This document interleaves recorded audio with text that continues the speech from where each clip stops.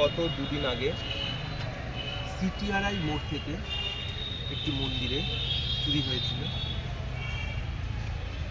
মন্দিরে সিসিটিভি ছিল, সেখান থেকে আমরা যে চুরি করেছিল তাকে আইডেন্টিফাই করতে পারি। চুরি করেছিল মজিদুল হক এলায়েস মিঠু।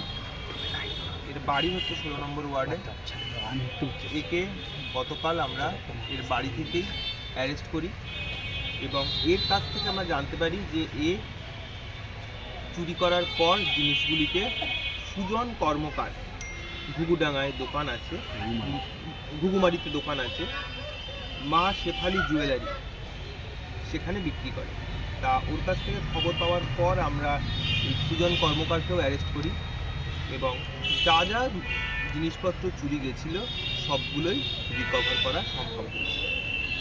এখানে চুরি যাওয়া জিনিসের মধ্যে এই মুকুট ছিল তিনটে বাজুবন্ধ ছিল, দুটো নুপুর ছিল, মাথার টিকলি ছিল এবং ছিল কি বলে নাকছাবি ছিল এবং ফেস লিফট ছিল।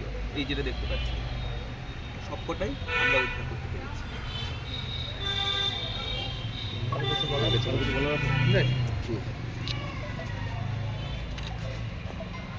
তাহলে অ্যারেস্ট হয়েছে কয়জন?